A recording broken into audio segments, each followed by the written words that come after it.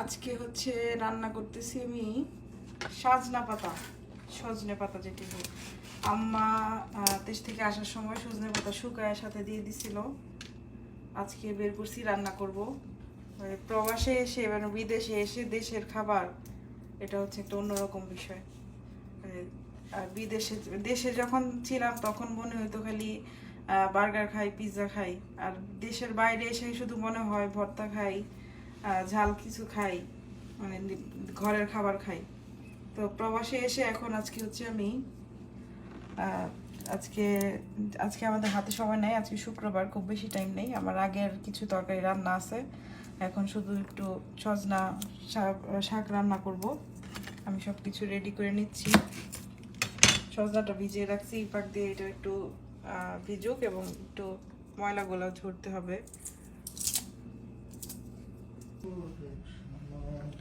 এখানে রসুন কেটে রাখছি, কয়েকটা একটু পেঁয়াজ লাগবে। আমার কাছে আবার এই শাকটাতে শুকনা মরিচ দিলে খুব মজা হয়। আমার কাছে আবার আজকে শুকনা মরিচ নাই, শুকনা মরিচটা কিনতে হবে। আমি কাঁচা মরিচ দিয়ে আজকে কাজ চালাই নেব। আর এখানে হচ্ছে একটা পেঁয়াজ এত বড়, এক পেঁয়াজ কাটলে আসলে অনেক দিন যায়। আর যেহেতু দামও একটু বেশি, এই জন্য একটু কম কমই ইউজ করতে হয়। পেঁয়াজটা কেটে রাখি, শাকটা ধুয়ে বসিয়ে দিব। বেশিক্ষণ লাগবে না এটা হইতে।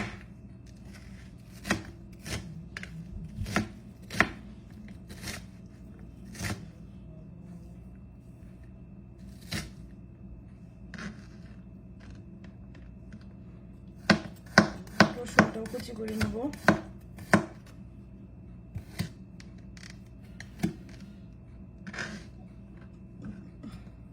এখন আসলে অনেক কিছু কেনার বাকি, যেহেতু নতুন সংসার, এখনো অনেক কিছুই কিনি নাই, আস্তে আস্তে কিনতে হবে। অনেক কিছু আমি যেগুলো পারছি দেশ থেকে নিয়ে আসছি, যেগুলো হচ্ছে যে মশলা, এগুলা শুকনো গুঁড়া মশলা, তারপর হচ্ছে গরম মশলা, এগুলো আমি দেশ থেকে নিয়ে আসছি। কারণ হচ্ছে এখানে এগুলোর দাম একটু বেশি, সচরাচর পাওয়া যায় না। এগুলো বেশি করে নিয়ে আসছি আমি দেশ থেকে। আর কিছু কিছু মিসিং হয়ে গেছে, ওইগুলো নিতে হবে আর কি। এটা এখানে থাকুক, এই ফাঁকে হচ্ছে আমি এটা ধুয়ে ফেলবো। এটা একটু ধুয়ে নিব।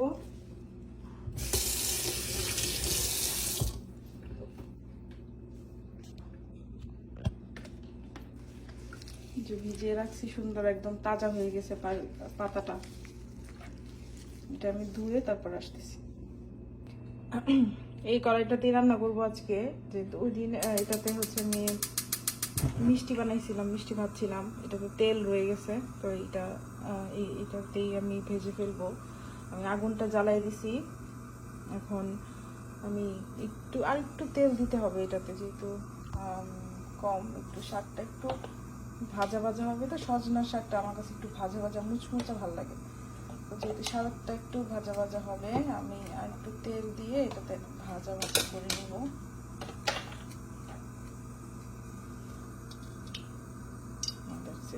এইটুকুই যথেষ্ট। এটাতে আমি পেঁয়াজ রসুন দিয়ে দিচ্ছি।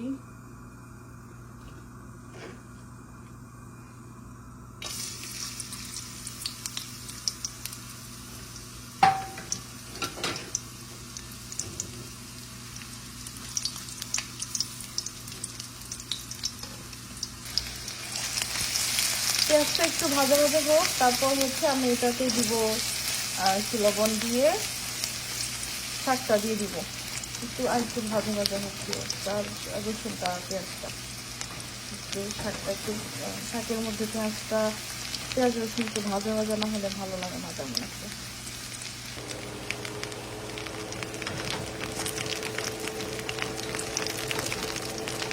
আমি জানি না কেন আমি খেয়াল করলাম যে এই তেলটা দিয়ে যখন আমি রান্না করি তখন একটু ভাজা ভাজা হলে একটু ফেনা ওঠে, এটা যেরকমটা সাধারণত আমাদের সরিষার তেল দিয়ে রান্না করলে হয়। এটাতে এরকম কেন হয় আমি জানি না। তো এটাতে হচ্ছে একটু লবণ দিয়ে দিলাম, যেহেতু পেঁয়াজ রসুনটা ভালো মতো হয়ে গেছে, লবণ দিয়ে দিচ্ছি। এখন হচ্ছে আমি আমার শাকটা দিয়ে দিলাম, শাকের সাথে আমি যেটা কাঁচামরিচ দিয়ে দিচ্ছি, এটাকে শাকটা এখন ভাজা ভাজা হবে।